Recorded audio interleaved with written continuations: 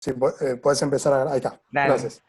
Bueno, bienvenidos a todos a este cuarto encuentro, ¿sí? Del ciclo de charlas El amanecer de un Estado, del Centro de Investigación de Israel y Medio Oriente, CIMO, que trabajamos dentro de Hebraica.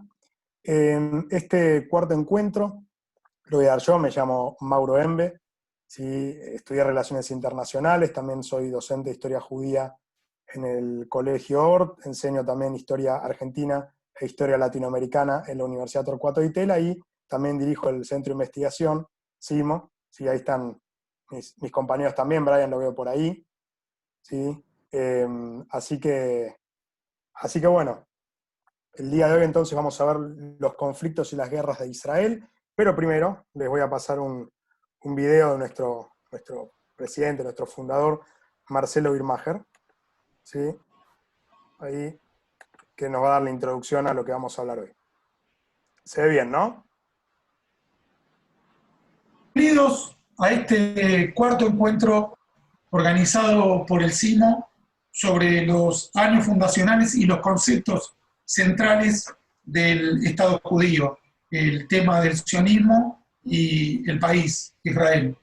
Hoy Mauro Embe nos va a esclarecer con las primeras experiencias bélicas que debió sufrir Israel como recién fundado Estado y el devenir hasta los conflictos entre bélicos, políticos y seguridad que afronta hoy el todavía joven Estado judío, que todavía no cumple 80 años. Israel nació con una mano tendida hacia la paz. La declaración de independencia leída por David Ben Gurión en la casa ya no era la casa, pero convertida en museo del alcalde Dizengoff, la casa sobre la avenida Dizengoff, cortemos, del 48 hasta hoy, en el intento de exterminar la soberanía judía que se había recuperado después de 2000 años y que con mucho éxito hoy todavía no alcanzó los 80 años. Pero la obsesión, como decíamos, del fundamentalismo islámico por apagar la única llama de democracia en Medio Oriente se mantiene prácticamente invariable desde la llegada de los primeros pioneros a la tierra de Israel a fines del siglo XIX, pasando por la creación del Estado hasta hoy. El Estado de Israel nace con no solo una mano, sino toda su alma tendida hacia la paz.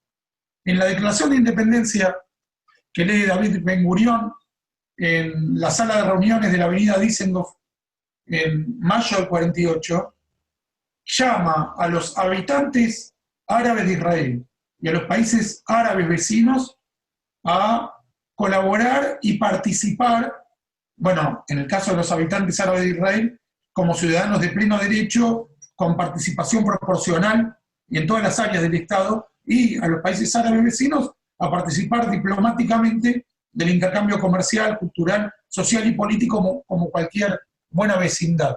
Esa oferta de paz, esa verdadera invitación al crecimiento y al desarrollo mutuo, que le hubiera venido tan bien a cualquiera de los países árabes que tenían frontera con Israel, fue respondida con una guerra de exterminio, iniciada por Egipto, Siria y Jordania, la Legión Árabe de Jordania, por el mufti de Jerusalén, Amin al-Husseini, en representación de lo que luego se llamarían palestinos, y por países que ni siquiera eran fronterizos con Israel, como Irak. El Líbano, por ejemplo, que sí es frontera con Israel, que hoy se debate en su propia autodestrucción, sin que viniera a cuento de nada, participó también del esfuerzo bélico por destruir el Estado judío. Una guerra completamente insensata, en la que murió el 1% de la población judía de Israel, eran 600.000, murieron 6.000, y en donde los que luego se llamarían palestinos, los árabes de Gaza y Cisjordania, renunciaron a su propio Estado y fueron invadidos por Egipto y por Jordania en Gaza y en Cisjordania. Israel sobrevive a esa guerra y ninguno de los países que hacen frontera con Israel quiere ni reconocer ni hacer la paz con Israel. Finalmente, gracias a la supervivencia, a la resiliencia Y a la mano permanentemente tendida hacia la paz, Israel hace la paz con Egipto en el año 77, si no me equivoco, seguro entre el 77 y el 79. En los años 80 termina de entregar a Egipto todos los territorios que habían acordado entre los dos países, y luego con el acuerdo de Oslo, en el marco del acuerdo de Oslo, Israel también hace la paz con Jordania, si no me equivoco, en el año 94 o 95, poco antes de que un terrorista judío asesine a Yitzhak Rabin. También se firma la paz con Jordania. Entonces, al día de hoy, Israel tiene un tratado de paz solo con dos de sus anteriores enemigos, con Egipto y con Jordania. Con Egipto el más importante que haya firmado desde la creación del Estado. Pero Siria sigue en estado prácticamente de guerra contra Israel. Líbano no acepta la existencia de Israel, y el resto del mundo árabe se debate entre acuerdos secretos o el llamamiento a la destrucción de Israel. Hoy hay una mucho mejor relación con Arabia Saudita y otros países del Golfo, pero tampoco hay ni una firma de paz ni un reconocimiento explícito de la existencia de Israel. Y lo que surgió como la mayor amenaza bélica que enfrenta a Israel, que es el terrorismo, Hezbolá, y la posibilidad de un ataque atómico por parte de la República Islámica de Irán, que aún en las sombras se moviliza por medio del terrorismo para atacar Israel y objetivos judíos en el mundo. Digamos entonces, corrigiéndome, que las principales amenazas que hay enfrente a Israel son la República Islámica de Irán y el terrorismo fundamentalista islámico. El islamofascismo, para decirlo globalmente.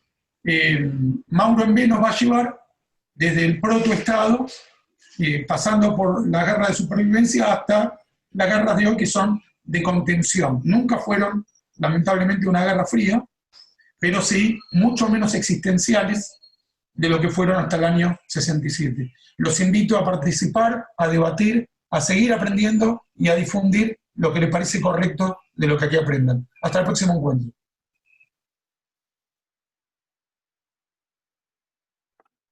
Bueno, muchísimas gracias a todos. Ahí tuvimos la palabra de Marcelo Birmacher. Antes que nada, antes de empezar, les comparto por el chat un link a un Google Form, para que, por favor, si nos pueden dejar sus datos para el diploma que vamos a entregar a todos aquellos que hayan asistido a las charlas al final del quinto encuentro la semana que viene, y también para novedades del CIMO, eventos, etc. Muy bien, un segundo, voy a comenzar con la presentación. Muy bien. Bueno, la presentación de hoy, entonces, dijimos que va a ser sobre las guerras y los conflictos de Israel, ¿sí? Del Estado de Israel. Antes de empezar, ¿sí? En general, lo primero, no creo yo que es fundamental entender, para poder saber de qué dimensiones estamos hablando, ¿no? De los diferentes conflictos y las diferentes amenazas que ha tenido el Estado de Israel, incluso antes de su fundación hasta la actualidad. Yo creo que es necesario y completamente útil dividirlo en dos periodos, que por supuesto no solo tienen que ver con los conflictos que ha tenido Israel, sino también con una dinámica mundial, ¿no? A nivel mundial, y más precisamente en Medio Oriente. En primer lugar, entre los años 1948, que es la creación del Estado de Israel, y el año 1979, en el cual se dan dos eventos, creo yo, fundamentales para entender el terrorismo islámico de hoy, que por un lado no es la guerra en Afganistán, ¿no? con el surgimiento de la yihad islámica violenta, ¿no? A nivel internacional, y la revolución de Irán, la revolución de los ayatolás en Irán, ¿no? Entre el 48 y el 79, entonces la amenaza que va a tener Israel, lo veremos más adelante, va a ser una amenaza estatal, convencional, generalmente secular, ahora voy a explicar por qué, de los países árabes hostiles a Israel. Son muy importantes estos dos elementos. Por un lado, el elemento estatal, ¿no? Los enemigos de Israel, las amenazas que va a tener el Estado judío van a ser de nivel estatal, digamos, estados, al igual que el Estado de Israel, con ejércitos regulares que amenazan al Estado judío, con su destrucción. ¿Sí? Y también hay una dinámica muy común, ¿no? Y una particularidad y característica muy común de estos regímenes, que es que en general, sí, en general, tendían a ser seculares. Si bien vamos a ver que hay diferencia, ¿no? No es el mismo secularismo el de Nasser, ¿no? O el de Hafez al-Assad de Siria, o el de Saddam Hussein en Irak, ¿no? Pero, digamos, en general, seculares, ¿no? No van a ser fundamentalistas islámicos como los grupos terroristas de hoy en día. Eso en primer lugar, ¿no? Como el primer periodo. En segundo lugar, sí, el segundo periodo, digamos, el 79 hasta la actualidad, como ya dije, ¿no? Con la República Islámica de Irán como una nueva amenaza para Israel. Recordemos que anterior al 79, ¿no? El gobierno del Shah, sí, luego del derrocamiento de Mossadegh en el 53, el gobierno del Shah era, no sé si llamarlo aliado, digamos, pero no era hostil hacia Israel por sus vínculos con los Estados Unidos de América, ¿no? Recién, después de la revolución de los ayatolás en Irán en 1979, se vuelve una nueva amenaza para Israel. Y creo yo, hoy en día, la única amenaza estatal que todavía sobrevive, ¿no? La única amenaza estatal a nivel Estado, ¿no? Otra vez con ejércitos regulares, que continúan amenazando al Estado judío. Y por el otro lado, que esto es lo más común y lo más conocido hoy en día, seguramente con lo que ustedes estén más familiarizados si no saben o nunca vieron historia de Medio Oriente, ¿no? Grupos terroristas que se caracterizan no solo por el hecho de terrorismo, que es un término que nunca se ha definido del todo, no hay acuerdos sobre terrorismo, pero bueno, digamos, grupos terroristas que buscan fines políticos, ¿no? Con acciones violentas en las cuales mueren civiles, que además de eso son fundamentalistas islámicos, ¿no? Que asumen nuevas posiciones de poder. ¿Sí? Estos grupos fundamentalistas van a tener nuevas posiciones de poder en los estados donde surjan, pero una particular importante, no van a ser estados. Van a ser tropas irregulares que no pertenecen a ningún ejército nacional. Israel se va a enfrentar, el Estado de Israel, su ejército regular, se va a enfrentar con terroristas, personas que no son soldados regulares de ningún Estado, ¿no? Lo cual va a suponer cierta dificultad, ¿no? Con el manejo de Israel. Vamos a ver que la zona de batalla sí va a dejar de ser un campo de batalla entre Estados y va a pasar a ser, por ejemplo, ciudades, ¿no? Y son cuestiones en las cuales se ha visto el mundo inmiscuido, ¿no? Uno podría ver que ellos la asociación de la ex Yugoslavia, ¿no? Es bastante una tendencia mundial, ¿no? Estas nuevas guerras, ¿no? Que se llaman en la academia, ¿sí? Este concepto de nueva guerra, ¿no? ¿Cómo? ¿Dónde están los ejércitos de antes? ¿Dónde está la identificación? No hay. Y en eso se va a ver inmerso Israel, ¿ok? Además de que, por supuesto, estos grupos en general también van a amenazar el monopolio de la fuerza, así como se suele denominar, ¿no? Con la definición weberiana, ¿no? Que el Estado es el monopolio legítimo de la fuerza. Estos grupos van a desafiar el monopolio legítimo de la fuerza de los estados en los cuales se encuentran. Muy bien, con esto se las va a ver Israel después del 79, ¿no? Entonces, dos periodos bien diferenciados que está bueno para marcar una periodización en el análisis que voy a hacer el día de hoy y que por supuesto sirve para hablar de la historia de Israel en general. Muy bien, nociones previas a la creación del Estado. Si esto lo voy a pasar bastante rápido porque es un primer acercamiento. En el asentamiento judío, ¿sí? En hebreo se llama Yishuv Yashan, ¿no? Digamos el Yishuv, el asentamiento judío en el mandato británico de Palestina, ¿no? Digamos a partir de la década del 20, se van a suceder una serie de revueltas árabes, ¿sí? Cuya consecuencia va a ser la conformación, ¿sí? De milicias judías, paramilitares, por supuesto, digamos, no estaban emparentadas con los ingleses, sino eran milicias paramilitares, ¿sí? Que van a defender al asentamiento judío de los avances, ¿no? De los ataques árabes. En este caso va a haber tres grandes revueltas, ¿no? La de 1920, 1929 y una que duró 3 años, entre el 36 y el 39, que fue la más importante y la más conocida. Pero otra vez, lo que quiero enfatizar acá es que la formación de lo que hoy conocemos como Fuerzas de Defensa de Israel, ¿sí? Tienen su seno y su origen, por supuesto, en estos grupos paramilitares irregulares también, por supuesto. El primero que se va a fundar, ¿no? Que es donde luego se fundarán las Fuerzas de Defensa de Israel, es el grupo conocido como Haganá. ¿Sí? La traducción literal es la defensa. ¿Sí? El grupo Haganá en 1920 va a ser el grupo más grande y que va en definitiva a conformar, ¿sí? el ejército del Estado de Israel una vez que se suceda la independencia. Hacia el año 1930, ¿sí? Más o menos 29 y 30, ese ejército paramilitar, que no era un ejército tampoco, sino que eran trabajadores del campo, ¿no? De los llamados kibutzim, que supongo muchos de ustedes conocen, que eran convocados, ¿no? A defender a las poblaciones cuando había algún ataque árabe. Ese esos grupos que antes eran soldados esporádicos van a comenzar una profesionalización. Una profesionalización que va a ser fundamental para entender la victoria del Estado de Israel en la guerra de independencia entre el 48 y el 49. Muy bien. En el 1931 va a surgir otro grupo, sí que se va a escindir de la Haganá, un grupo con otras ideas, ¿no? Llamado Etzel o Irgun, ¿sí? Que va a ser, digamos, se conoce en el arco político como la derecha, ¿no? Donde van a surgir personajes muy importantes como Menachem Begin, que van a ser más adelante primer ministro de Israel, ¿no? Con una visión alternativa. Y finalmente otro grupo, ¿sí? En 1940, que se va a llamar Lehi, ¿no? Que va a tener algunas particularidades, ¿no? Más que nada con la Segunda Guerra Mundial, que no voy a entrar porque si no nos llegamos con la presentación. Muy bien. Durante la Segunda Guerra Mundial, exceptuando el Lehi, ¿sí? Tanto la Haganá como el Irgun fueron entrenados por los británicos, particularmente una unidad, ¿sí? De la Haganá llamada Palmaj, ¿no? Las fuerzas de choque, entrenadas por los ingleses, y sumado a la profesionalización que tuvieron, lograron mayor cantidad, no solo de formación militar, sino también cantidad de armamento conseguido por las fuerzas irregulares de Israel, que luego se volverían armamentos fundamentales para la guerra de independencia. Muy bien.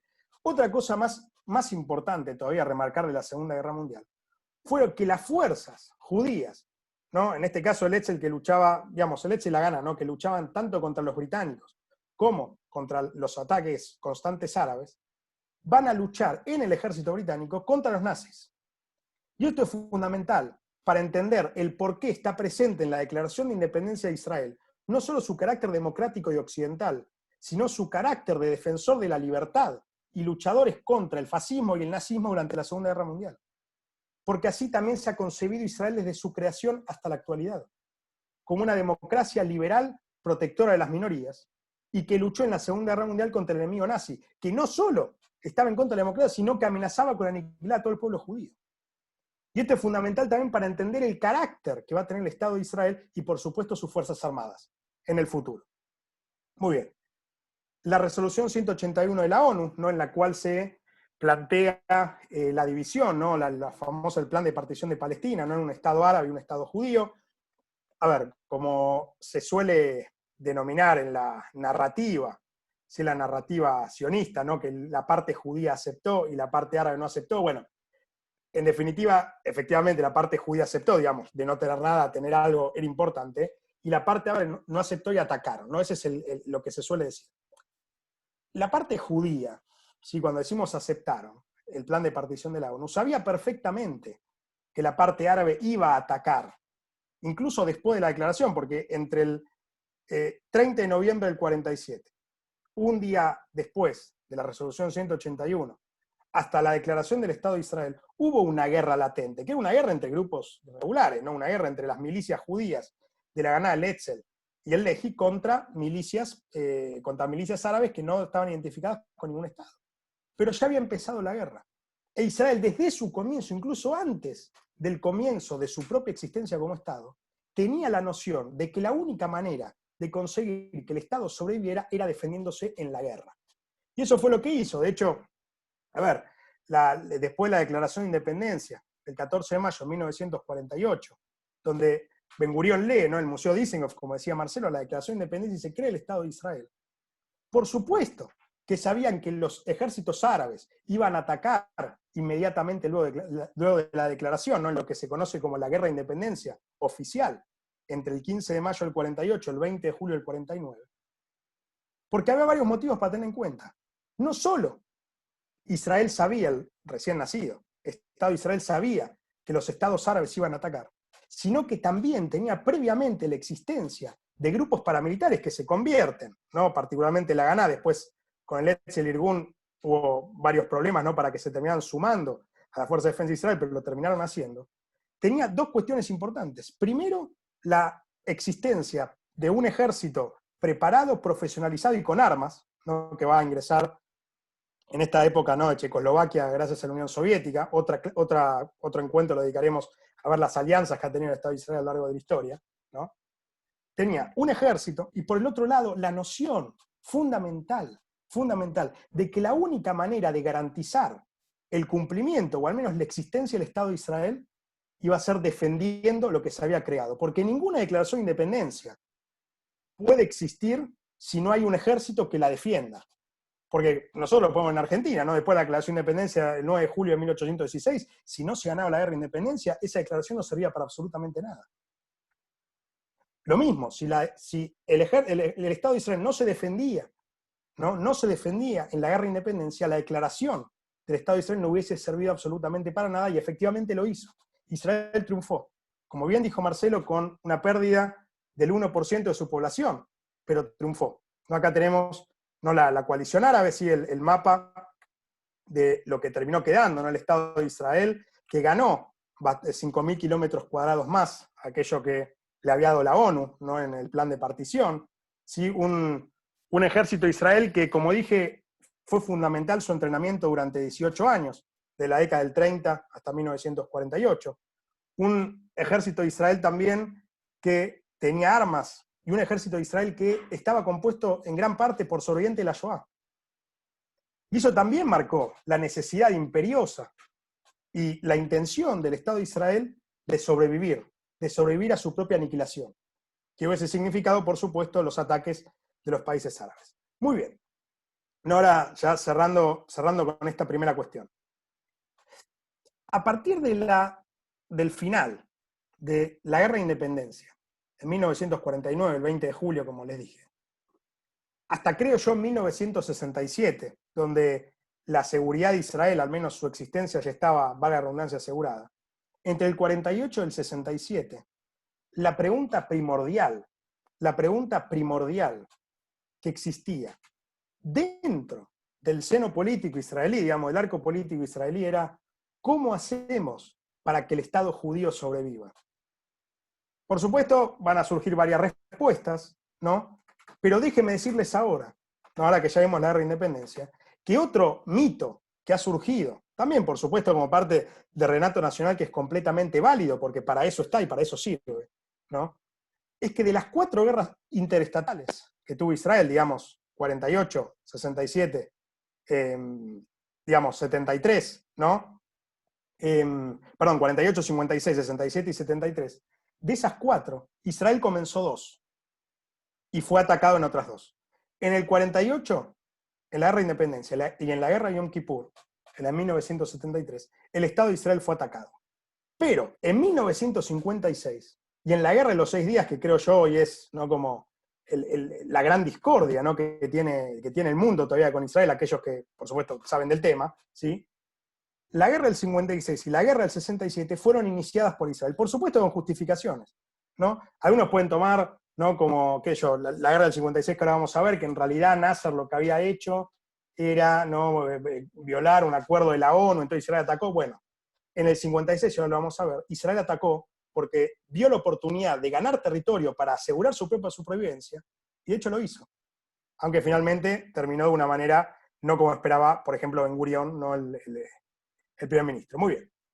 Guerra del 56, como decía. Entonces, creo que esta es una de las guerras no menos conocidas todavía, interestatales de Israel, que tuvo varias características. Primero, es menester mencionar que a partir de 1952, ¿no?, el rey Fuad de Egipto es derrocado, ¿no?, por una organización de generales del ejército egipcio, ¿no?, liderados por Gamal Abdel Nasser, que recién 2 años después, en el 54, va a asumir como presidente, ¿no?, en la cual el presidente, ¿no?, a partir del 54 de Egipto, Gamal Abdel Nasser, se presenta, ¿no?, como el líder de lo que él va a intentar asumir que es como una gran nación árabe.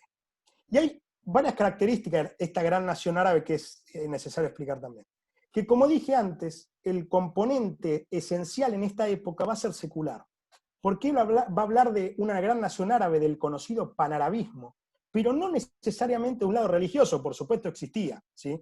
Pero no va a hacer foco en eso. De hecho, Nasser es conocido, ¿no?, por el famoso socialismo, ¿no?, la Nasser, que él era socialista a la Nasser, ¿no?, un socialismo como adaptado al Islam, ¿no?, una cosa medio rara, pero Nasser lo había conseguido conjugar e intentaba atraer, ¿no?, al resto de las naciones árabes a su proyecto. De hecho, no es casualidad que entre el 58 y el 61 haya habido una unión entre Siria y Egipto, ¿no? La famosa República Árabe Unida, famosa o no tan famosa, depende de ustedes, ¿no? La República Árabe Unida, que ha sido la representación de ese carácter, ¿no?, panarabista que tuvo Nasser desde el comienzo, ¿sí?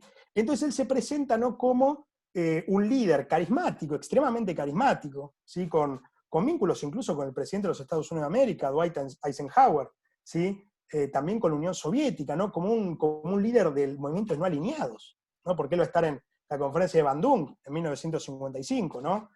Y en ese contexto, Nasser, ¿no?, en parte quizás para la unificación de la gran nación árabe, va a encontrar en Israel el enemigo común, ¿no? Y va a empezar a amenazar.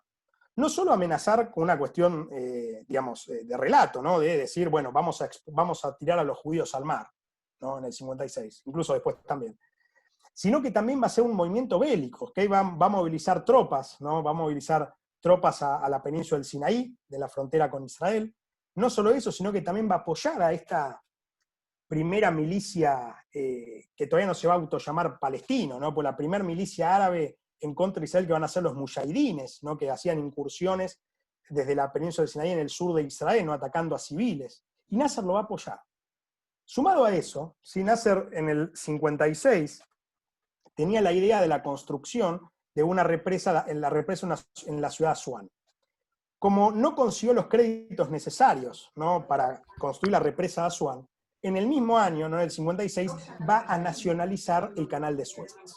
Y la propia nacionalización del canal de Suez, por supuesto, le trajo problemas con las dos grandes potencias, aunque no las potencias de ese momento, que van a ser Francia y Gran Bretaña, que tenían la concesión, ¿no?, del paso del canal de Suez, ¿no?, que permitía el paso de barcos a través del Mar Rojo, ¿no?, para llegar al Océano Índico.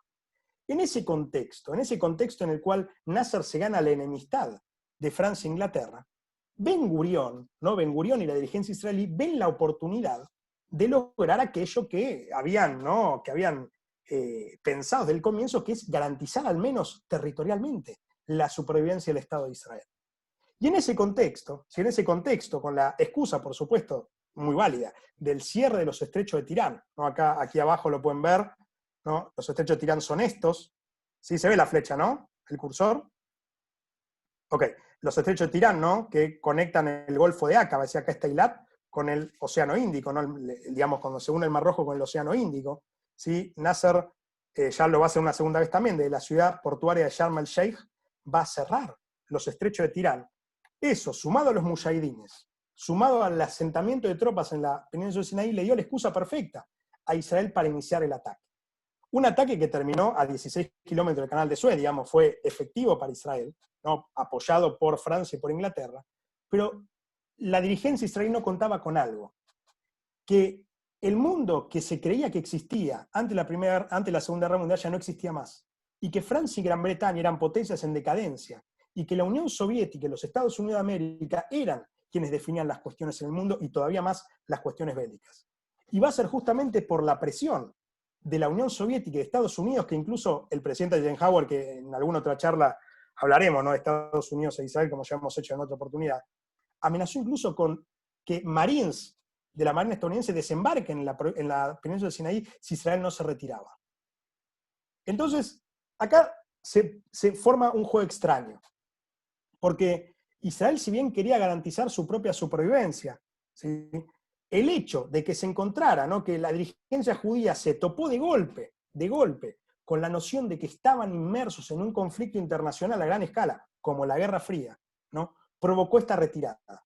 Provocó la amenaza de Estados Unidos y la Unión Soviética, provocó también que el mundo, porque esto también dio vuelta al mundo, de darse cuenta que Francia y Gran Bretaña no eran lo que habían sido, y que el gobierno de Israel tenía que encontrar, sí o sí, era imperioso, encontrar otra manera de sobrevivir.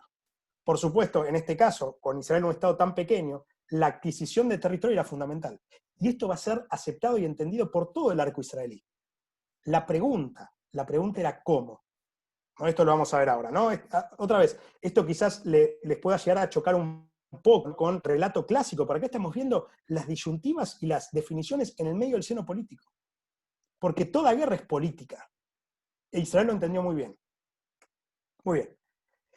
aquí tenemos, ¿no?, varios los personajes que voy a nombrar ahora, ¿sí? Por eso están en fotos repartidas por la pantalla, ¿no? La década de 1960 como un punto de inflexión, ¿no? Acá lo pongo, ¿no?, como los personajes, ¿no? Aquí tenemos a Shimon Peres, ¿sí?, el único que llegó a tener foto a color, me parece, de todos, ¿no?, que sobrevivió.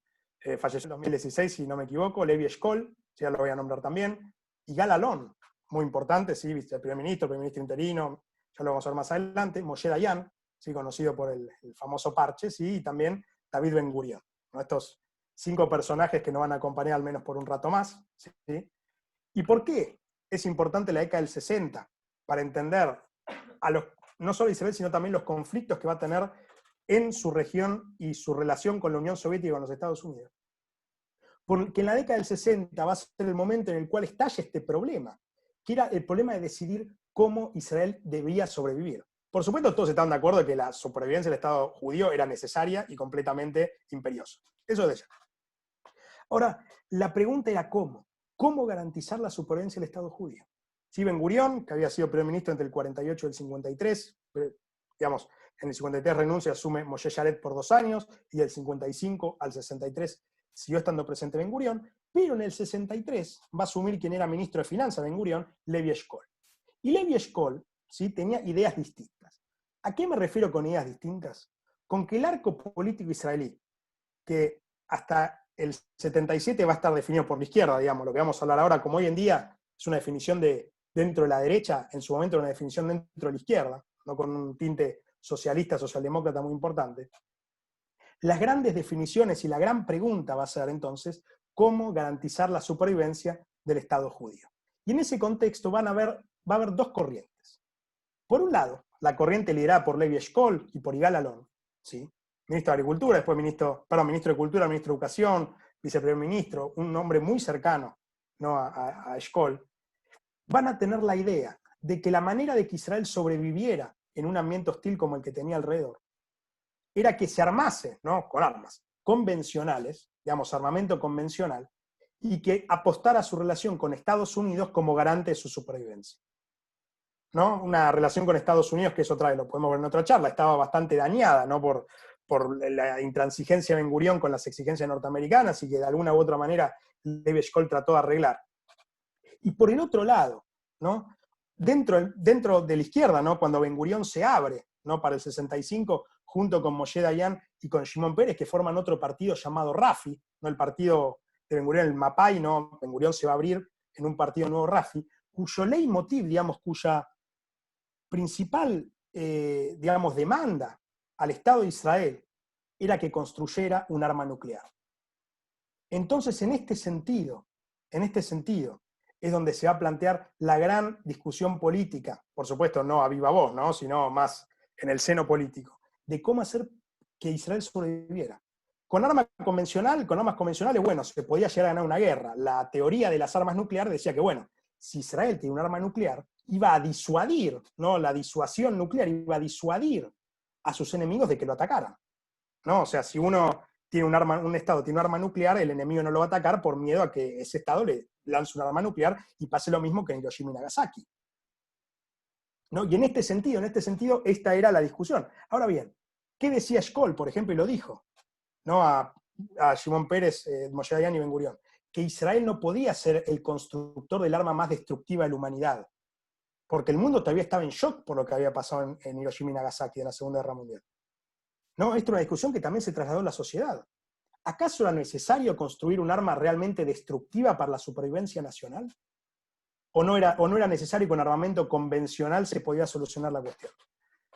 Esta discusión fue dirimida en las elecciones parlamentarias del 65, donde la alineamiento, ¿no?, de Levi Eshkol, de los partidos Mapai y Ahdut Abodá, ¿no?, sacando a Rafi, que era el de Ben Gurión, que se había abierto, logran la victoria. Bastante abrumadora, por cierto. Entonces, con esta victoria en las elecciones parlamentarias, quedó demostrado que la cuestión nuclear israelí no iba a ser nunca más abierta. ¿Y por qué digo, no dije iba a dejar de existir? Porque hoy Israel sabemos que tiene aproximadamente 90 cabezas nucleares. ¿Sí? Israel tiene armamento nuclear, aunque nunca lo dijo. De hecho, por ejemplo, el Tratado de No Proliferación Nuclear de 1968 nunca lo firmó. ¿Sí? Jamás lo firmó.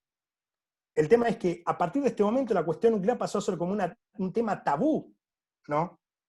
Si uno ve así a simple vista, ¿no? Un tema tabú dentro de la dirigencia israelí que nadie habló. Hasta el 65 no, cuando se terminó ese tema. Después finalmente no se siguió con el desarrollo nuclear, pero tapado, no abierto. Muy bien.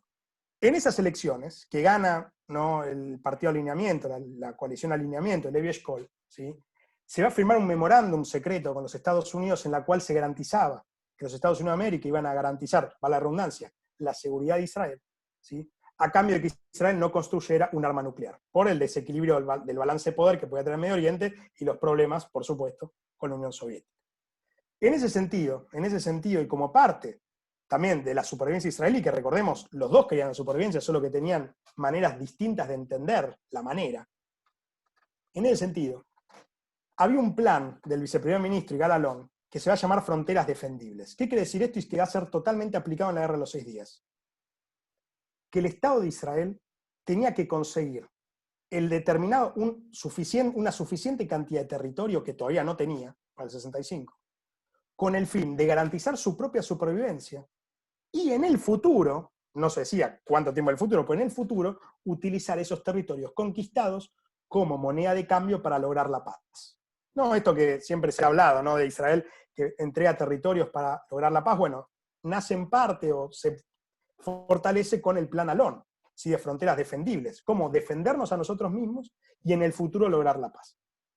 Además, al mismo tiempo, digamos, medianamente paralelo, en 1964, en el Cairo, ¿sí?, con el auspicio de Nasser, se va a conformar la Organización para la Liberación de Palestina, ¿sí?, liderada por Yasser Arafat, en su momento, ¿no?, impulsada por Gamal Abdel Nasser, una organización que va a nuclear a muchas organizaciones terroristas, ¿sí?, y que van a ser los grandes enemigos de Israel. Ahora veremos hasta cuándo. Hasta cuándo y cuándo es que cambia la cosa, ¿no? Cambia el mando de quién es el verdadero, digamos, cuál es la verdadera amenaza. Muy bien. ¿Se entiende todo hasta acá, no? Ok, perfecto. Entonces, disputa política, ¿sí? Disputa política entre los 60, cómo sobrevivir, armas nucleares, armamento convencional, termina ganando el ala que pide el armamento convencional. La Guerra de los 6 días. El segundo conflicto, como yo les dije, que fue iniciado por Israel, ¿sí?, como yo les dije en el 56, Ben Gurión vio la oportunidad y lo utilizó. En el 67 Israel va a hacer algo parecido, ¿no? En lo que creo yo es la guerra más polémica, ¿no?, que surge hasta el día de hoy, donde principalmente se le demanda a Israel que se retire los territorios, vieron que siempre se habla de los territorios pre o post 67, ¿no? Cómo ha cambiado. Y la guerra del 67 que en realidad, ¿no?, respondió no solo a una necesidad imperiosa de Israel de garantizar su supervivencia, sino que también, otra vez, Nasser había cerrado los estrechos de Tirán, había movilizado las tropas de Yemen a la península del Sinaí para atacar Israel. Lo mismo había pasado en Siria y en Jordania, ¿sí? Entonces Israel veía una guerra inminente que, si bien sabía que iba a comenzar en cualquier momento, por una cuestión política y también de decisión política y estratégica decidió atacar. Y ese ataque, que duró 6 días y fue fulminante para el mundo árabe, por ejemplo, fue tan fulminante que la Fuerza Aérea de Israel en solo 2 horas destruyó casi completamente la aviación egipcia apostada en los aeropuertos egipcios. ¿Sí? O sea, Israel, ¿no? Israel en solo 6 días, para 1967, para la guerra de los 6 días, había conquistado todo el territorio que vemos acá.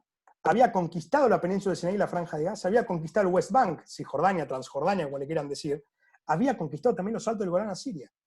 En un ataque fulminante, una estrategia brillante de Israel. Después, no, una anécdota, le preguntaron a Moshe Dayan cómo sabían que cómo sabían que iban a tener una victoria masiva en tan poco tiempo, y Moshe Dayan dijo, porque solo teníamos balas para 6 días. ¿No? Ministro de Defensa Moshe Dayan, ¿no? Dice, pues solo teníamos balas para 6 días, por eso ganamos, ¿no? Por eso la estrategia estaba planteada solo para 6 días. Efectivamente Israel ganó. Israel recuperó el Kotel. Israel recuperó la ciudad completa de Jerusalén, por eso Yom Yerushalayim. Fue una guerra totalmente fulminante y que el mundo árabe cayó en una humillación completa. Una humillación completa, que Israel por supuesto sabía. Y no solo eso, sino 2 cuestiones más. Que Israel, a partir de 1967, creo yo, tuvo garantizada su existencia. ¿sí? Al menos a nivel convencional, digamos, sin la intervención de armas nucleares, Israel tuvo garantizada su existencia después de la guerra de los 6 días, ¿sí? Además de que respondía perfectamente al Plan Alon, porque el Plan Alon era conquistar determinado territorio, o sea, la península del Sinaí y el West Bank, ¿sí? Los Altos Golán creo que vinieron de Yapa, porque no estaban previstos, ¿sí? Para después intercambiar por paz. Y efectivamente se ha cumplido. Una guerra rápida, fulminante, con el Plan Alon cumplido, ¿sí? Y con la garantía de la supervivencia de Israel, y por supuesto esto del plan nuclear quedó totalmente enterrado, porque demostraron que con armamento convencional se podía sobrevivir, y no solo eso, sino también ganar. Muy bien, frente a esto, sí, el Consejo de Seguridad de las Naciones Unidas va a emitir la resolución 242, ¿no? En la cual se insta al Estado de Israel de retirarse de los territorios conquistados. Imagínense que esta resolución del Consejo de Seguridad no fue vetada por los Estados Unidos de América. Podría haberlo sido, pero no lo fue. ¿Sí? En parte porque Lyndon Johnson, el presidente de Estados Unidos, tenía dudas todavía sobre el armamento nuclear israelí o el plan nuclear israelí. Entonces es una gran cuestión, ¿no? ¿Por qué Estados Unidos no vetó esta resolución que siempre los antisionistas siempre vetan, la resolución 242, que se vayan de los territorios conquistados, ¿no? Es un gran problema, y por eso digo que la guerra de 67 fue un parteaguas, ¿no? Y uno de los principales motivos, ¿no? y motivo de discordia hoy en día. Y por último, acá puse el Septiembre Negro, no sé si todos saben lo que es, no es algo muy conocido. ¿Sí? El Septiembre Negro, cuando en 1970 la OLP, que yo dije se creó en el 64, en el Cairo, planea el asesinato del rey Hussein de Jordania, el rey Hussein I, y el rey Hussein, con ayuda de los Estados Unidos de América, inicia una represalia contra la OLP de Arafat. No solo eso, sino que también Estados Unidos de América solicitó al ejército de Israel que bloqueara al ejército sirio que se acercaba desde el norte en ayuda de la OLP. Y fue ese momento, digamos, entre el 67 y el 70, cuando Israel se consolida como la verdadera potencia de Medio Oriente. Después de la guerra de los 6 días y en el Septiembre Negro, ¿no? Israel, por supuesto, en el Septiembre Negro el rey Hussein pudo, digamos, no sé si liquidar, pero no, realmente no, pero pudo derrotar a la OLP que, digamos, muda sus operaciones al Líbano, ¿no? Y efectivamente, en esos 3 años, ¿no? Israel se consolida, en muy poco tiempo, se consolida como la gran potencia de Medio Oriente. Muy bien, seguimos. Guerra de Yom Kippur, ¿no? Siguiente gran conflicto bélico.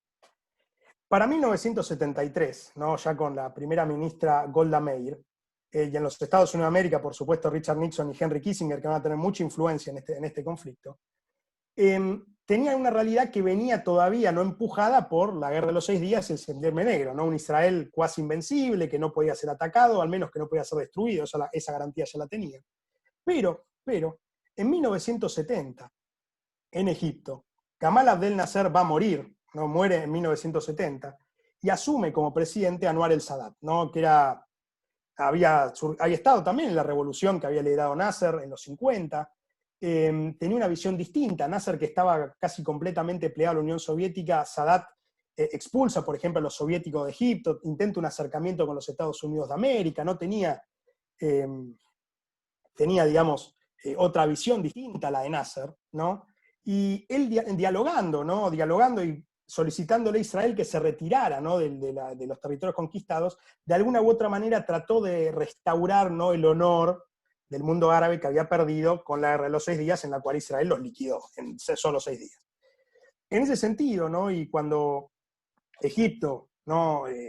Inicia el ataque, ¿no? Junto con Siria, donde en el 71 había asumido Hafez al-Assad, en el 71 en Siria, inician el ataque contra Israel. Israel lo tomaron por sorpresa, y además justo el día de Yom Kippur, justo el día digamos, el día del perdón, digamos, o ¿no? de la expiación, ¿no? De los pecados, ¿no? Para el judaísmo, justamente en ese día fue el ataque cuando comenzó la guerra, y Estados Unidos, en una de las maniobras más controversiales que tuvo Henry Kissinger como National Security Advisor de los Estados Unidos, retrasa el envío de ayuda. Nosotros dijimos, en el 65 Estados Unidos prometió a Israel garantizar su seguridad a cambio de que Israel no fabricara armas nucleares.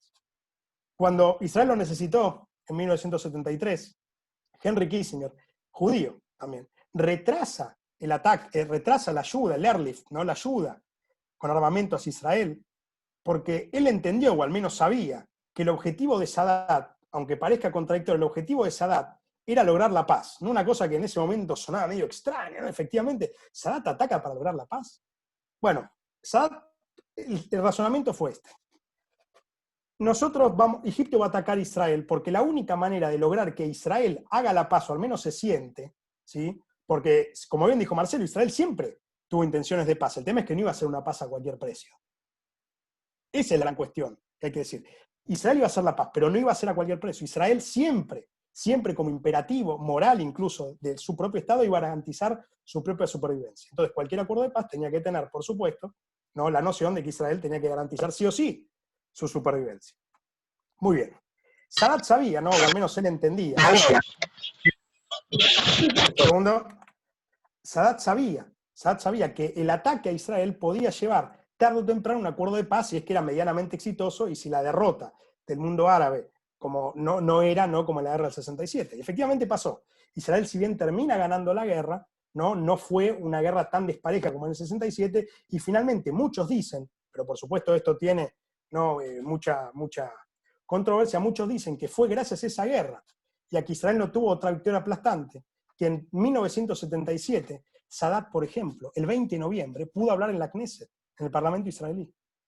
Que fue en el 79 donde se firman finalmente los acuerdos de Camp David entre Menachem Begin y Anwar el-Sadat, donde se firma la paz con Egipto. Y Egipto, que le costó, por ejemplo, su expulsión de la Liga Árabe por 10 años, hasta el 89. No, mucha gente dice, no, pero Sadat atacó, bueno, pero muchos dicen, si no atacaba, tampoco Israel hacía la paz. Lo que pasó, en definitiva, por la historia, es que 4 años después, el presidente egipcio estaba hablando en la Knesset y el presidente de los Estados Unidos de América, Jimmy Carter, como mediador, lograba la paz entre dos enemigos desde 1948, que eran Egipto e Israel. Una paz que perdura hasta hoy. Y de hecho, en operaciones en la Franja de Gaza, Israel y Egipto son aliados. Entonces, ¿no?, para ver este concepto donde todavía hay Estado. Porque Sadat era presidente de un Estado. Y ahora vamos a ver qué pasa. Vamos a ver qué pasa después de la guerra de Yom Kippur. Si esto sigue siendo así, si la dinámica sigue siendo estatal. Muy bien. Acuerdo de paz con Egipto, entonces, como les estoy diciendo, ¿no?, Jimmy Carter, entre el 77 y el 79, logra, ¿no?, la sanción de los acuerdos de Camp David, donde Israel y Egipto finalmente hacen la paz, ¿no?, donde se le devuelve la península del Sinaí a Egipto, parte del Plan Alon. Devolver territorio, ¿no?, como moneda de cambio para acuerdos de paz. ¿Sí? El 19 de noviembre Sadat va a ir a Jerusalén, y el 20 de noviembre el presidente egipcio va a dar un discurso en la Knesset. ¿No? Acá está la foto. Acá está la foto de Anwar el-Sadat dando un discurso en la Knesset, acá arriba, el 20 de noviembre del 79, y abajo la firma de los acuerdos de Camp David entre Menachem Begin, Anwar el-Sadat y Jimmy Carter como mediador, ¿no?, el presidente de Estados Unidos como mediador. Entonces muchos dicen la guerra de Yom Kippur en definitiva sirvió para hacer la paz, aunque hay posiciones encontradas, ¿no? Eso dependerá de ustedes qué posición tomarán. Muy bien.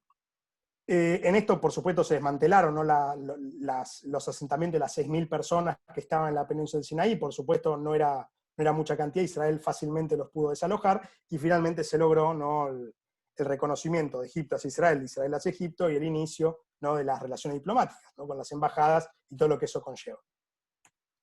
Bueno, acá está la foto, como les había dicho. Primera guerra del Líbano, ¿no? Y acá creo que ya hay una gran diferencia.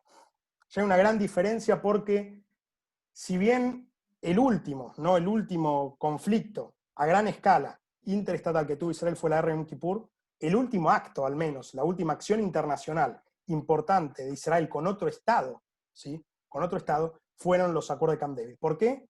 Porque este nuevo anuncio, ¿no?, que yo les dije, después del 79, revolución iraní, y también la influencia del llamado a la yihad violenta en Peshawar, ¿no?, Peshawar, una ciudad pakistaní, para entrar en Afganistán. No solo eso, sino por un palestino, Abdallah Assam, ¿sí?, un palestino que también influyó, ¿no?, en el llamado a la yihad violenta. Así que, por supuesto, eso también lo podemos ver en otra clase. ¿No? Este un nuevo cambio, y no solo eso, sino también la muestra de debilidad con que muchos veían, por ejemplo, a Sadat, y que de hecho por eso dicen que lo mataron. ¿No? Aquellos que asesinaron a Sadat en el 81 aducían, ¿no?, por su debilidad, ¿no?, frente al Estado de Israel, ¿no?, su propio asesinato. Entonces, esta nueva era a partir del 79, ya no se va a caracterizar, no se va a caracterizar por ser una amenaza estatal como antes, una amenaza a la supervivencia de Israel. La única amenaza real a la supervivencia de Israel es Irán. Y fue por ese motivo que Israel siempre estuvo totalmente en contra del programa nuclear de Irán. Y también fue aquel Estado que destruyó, por ejemplo, el reactor nuclear 2 Irak en Irak, el reactor nuclear de Saddam Hussein. Que Israel ya a partir de ahora, al menos con sus países vecinos, no tenía la amenaza existencial que tenía antes. Existencial significa que no va a dejar de existir. En cambio, Irak e Irán ahora eran amenazas, ¿sí? Entonces, Primera Guerra del Líbano, ¿no? Una guerra que se inmiscuye, por supuesto, una guerra civil que había iniciado en 1975, la OLP de nuevo, ¿no? Casi con un Estado dentro del Estado, igual que había pasado en Jordania, y algunos años antes, ¿no? También, ¿no? Se inmiscuye en el Líbano, Israel que ingresa al Líbano con el objetivo, ¿no? De sacar a la OLP o al menos desactivarla y que se va a quedar hasta el año 2000.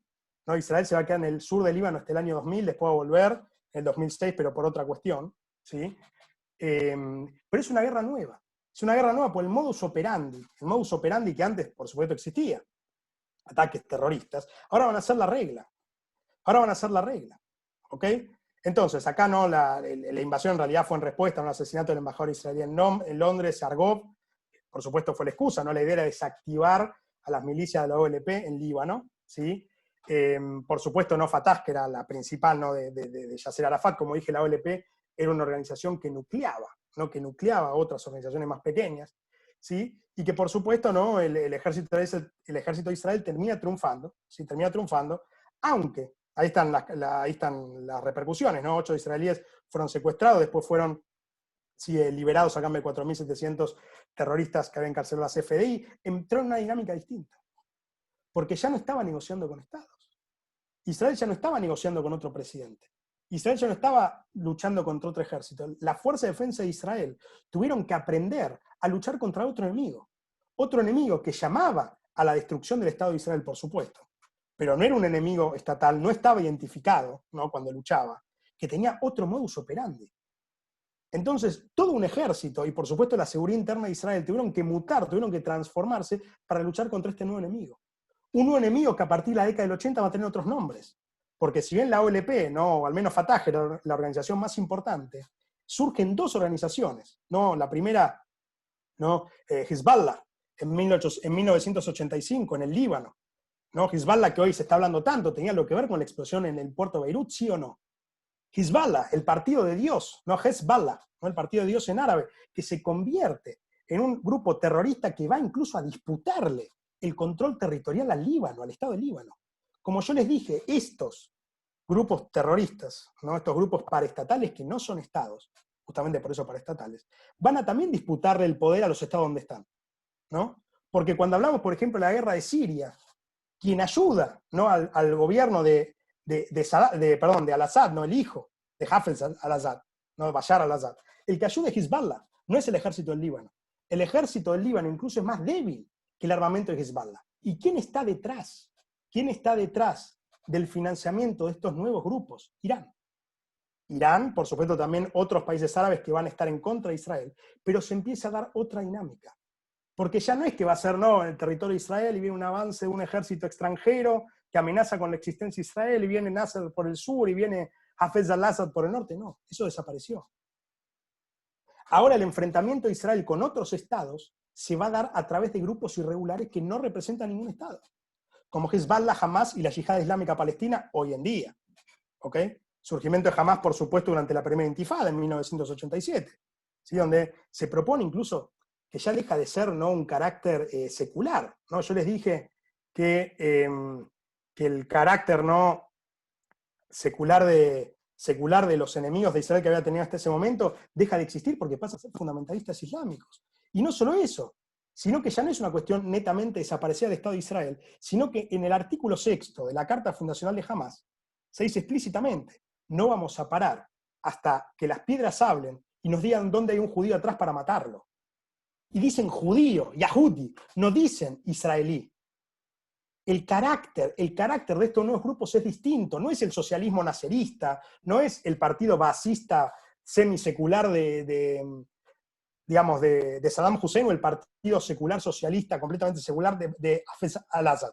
No, cambia. Acá ya se mete también la religión. Es una cuestión completamente distinta. Hay otro concepto, el concepto del shahid, el concepto de aquel que da la vida, ¿no? El concepto del mártir, que da la vida por Alá. ¿No? Entonces, esta cuestión, estas nuevas amenazas, Israel las tuvo que asimilar, porque van a convivir con Israel desde la final de la década del 70 hasta la actualidad, ¿no? Muy bien, entonces, nuevas amenazas.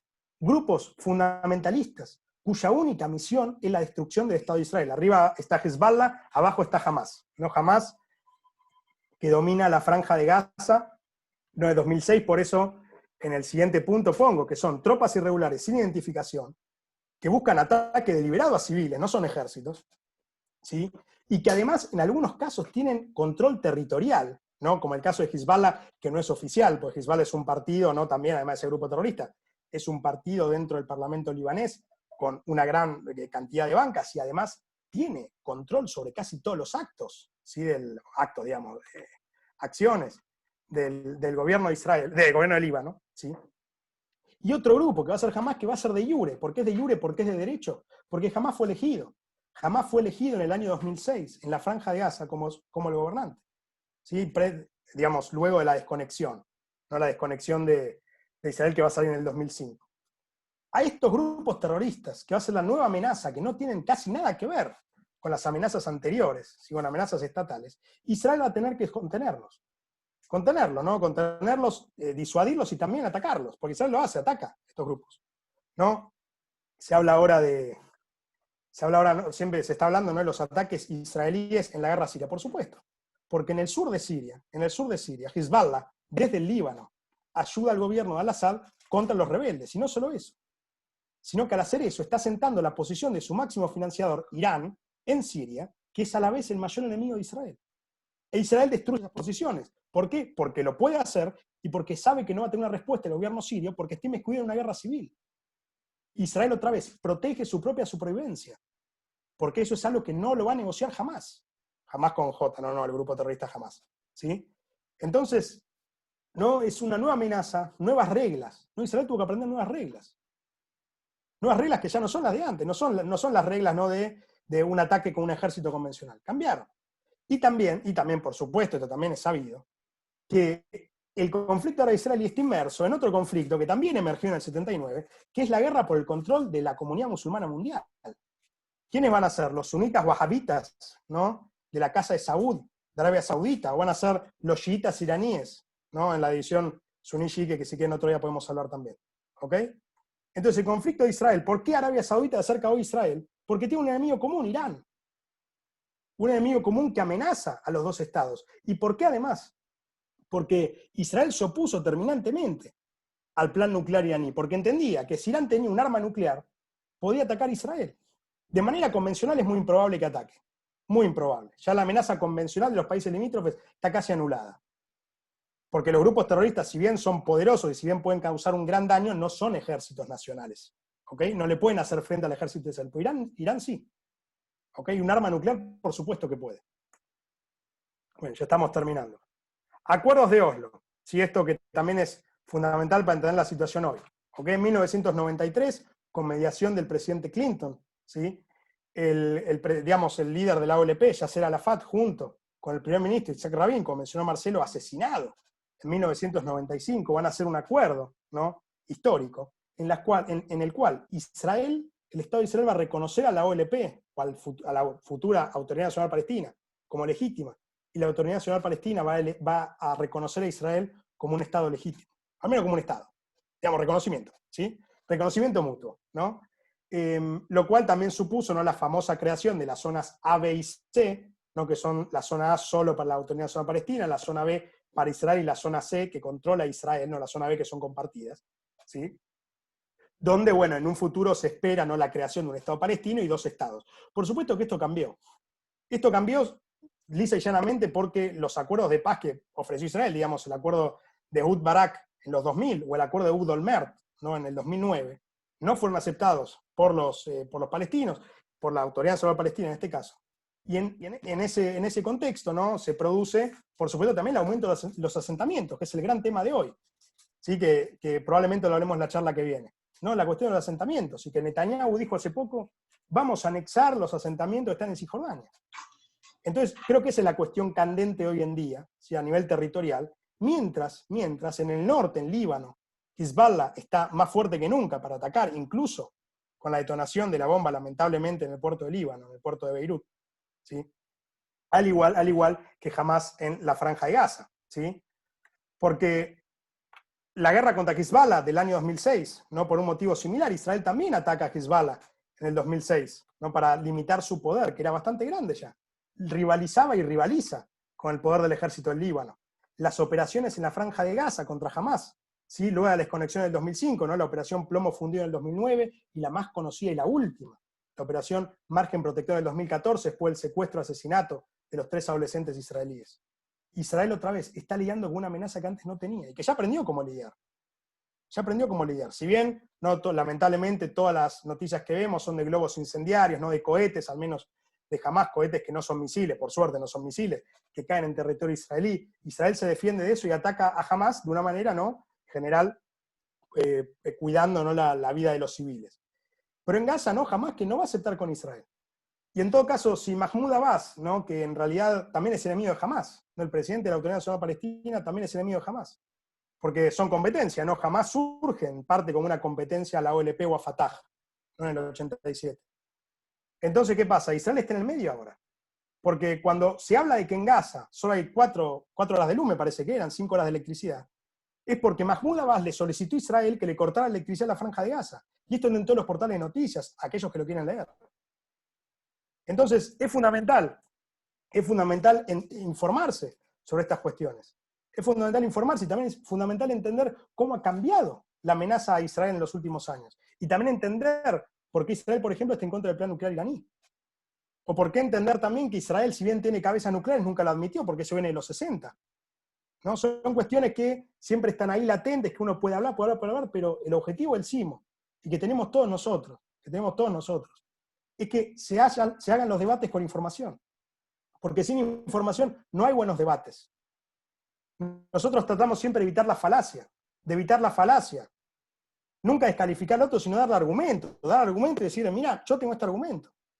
Eso es lo fundamental. Eso es lo que hay que valorar y lo que hay que decir. Que Israel es una democracia. Que Israel es una democracia que ha tratado de defenderse porque han querido destruirla y todavía quieren destruirla. Una democracia liberal, por supuesto, con crisis política, como vemos ahora, por supuesto, podemos decir que también alguno puede estar a favor o en contra de Netanyahu, pero no se está hablando de gobiernos acá. Se está hablando de un sistema y se está hablando de un Estado, que es el Estado judío. Y eso es lo que nosotros defendemos. No defendemos un gobierno, defendemos al Estado judío.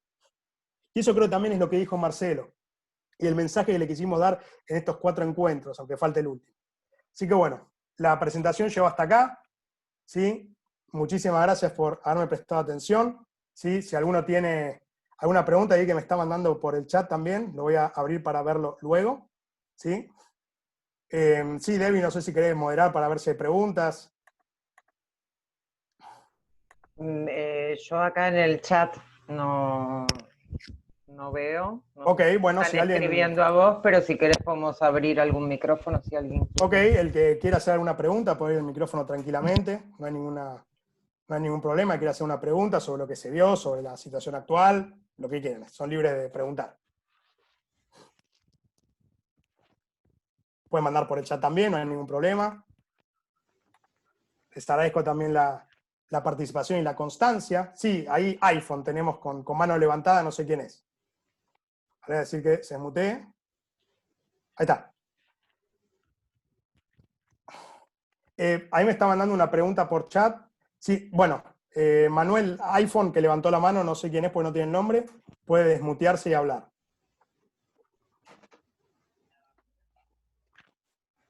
Ok, si no, Manuel, ¿no? Te había desmuteado.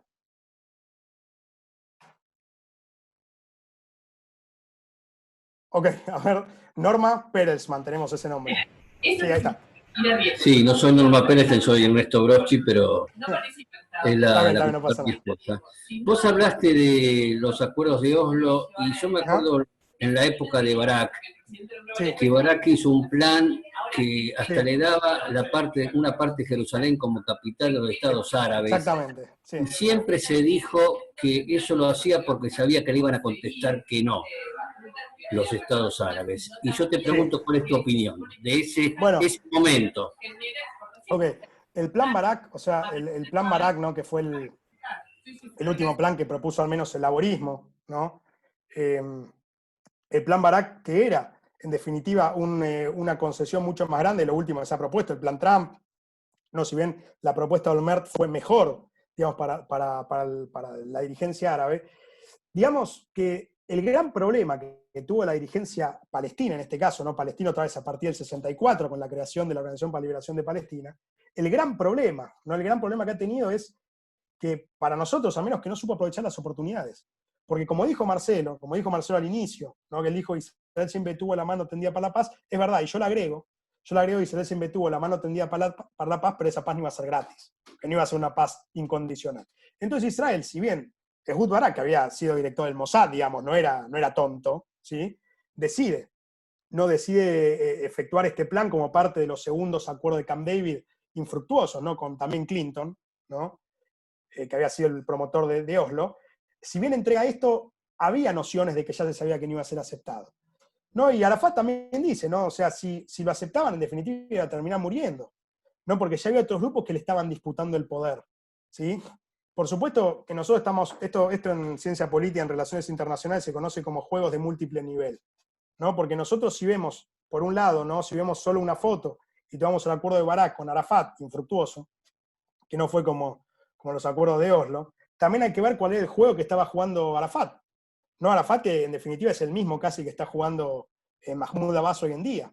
¿No? Que el hecho de haber acordado una paz con Israel que no fuese en la completitud del territorio, ¿no? Que en definitiva eso siempre es lo que han reclamado los palestinos, ¿no? Que si bien dicen, bueno, territorio no, siempre se ha llamado a la destrucción completa de Israel.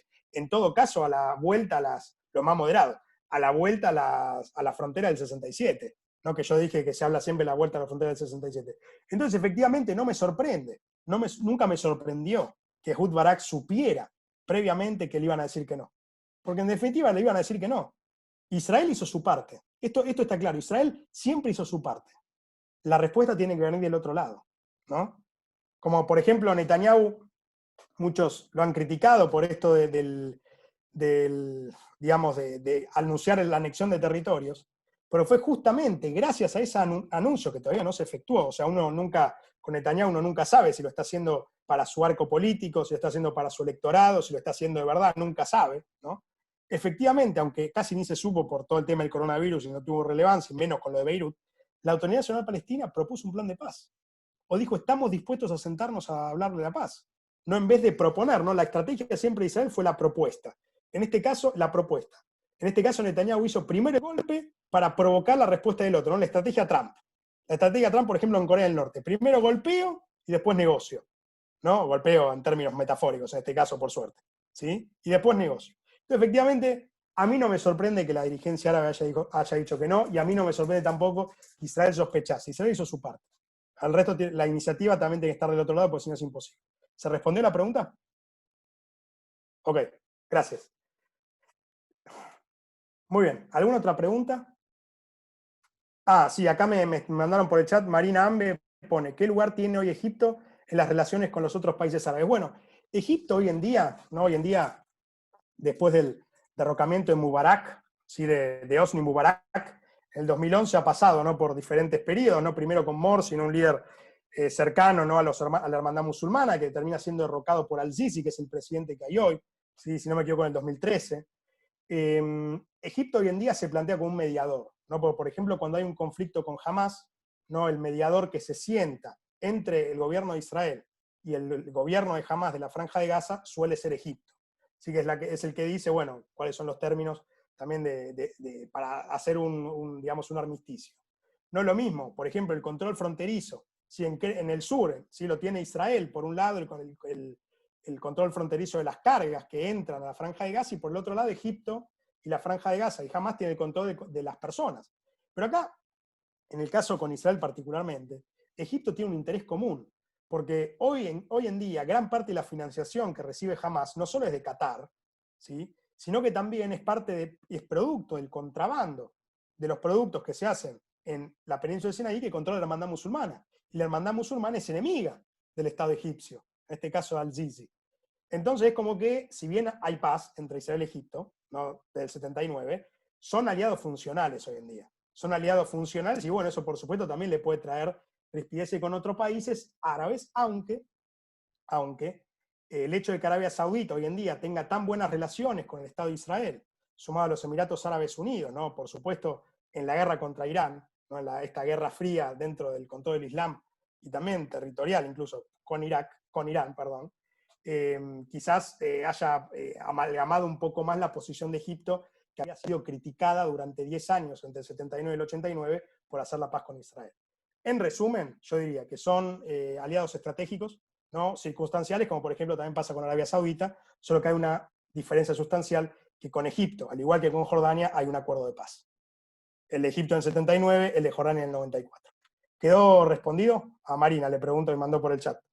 Mientras tanto, ¿alguien se quiere hacer otra pregunta? Sí, Ángel.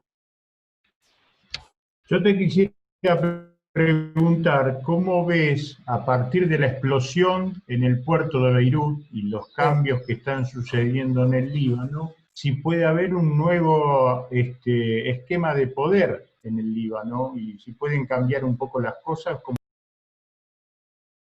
Bueno, el Líbano está sumido en una gran crisis hace bastante, ¿no?, un sistema político bastante particular, también metido incluso la cuestión religiosa en el medio, ¿sí? Un gobierno del Líbano que está prácticamente acorralado por Hezbollah, y Hezbollah no se va a retirar por la explosión en el Líbano, ¿no? Hay quienes dicen, el famoso, parece que ahora se descubrió que en realidad es un barco ruso que había traído el nitrato de amonio y que quedó ahí en el puerto, ¿no?, y que Hezbollah no tenía nada que ver, pero se descubrió un túnel de Hezbollah que controlaba todo lo que entra en el puerto. Entonces nunca se supo bien. Si me preguntan por la diferencia de poder, yo no lo sé. O sea, no creo porque Hezbollah sigue controlando la situación y hoy en día, al menos para Israel, la principal amenaza dentro del Líbano es Hezbollah, ¿ok? Y en Siria también, por supuesto, ¿no? Yo no creo que cambie la dinámica de poder, por supuesto fue una situación lamentable. Israel, otra vez, hizo lo que tenía que hacer. Israel le ofreció una mano al Líbano. Israel dijo, vamos a atender a todos aquellos heridos, el Líbano dirá sí o no. Israel hizo su parte. Israel fue políticamente correcto. Seguramente lo decía también así, ¿no? Israel hizo su parte. Ahora, del otro lado tiene que venir lo que sea, ¿no? Imagínense, si el gobierno acepta la ayuda de Israel, imagínense lo que puede hacer Hezbollah, ¿no? También hay otro juego de poder, otra dinámica de juegos ahí en Líbano, ¿no?, en cada territorio. Israel sabe con quién está jugando, hizo lo que tenía que hacer, ofreció una mano, y está bien que lo haga.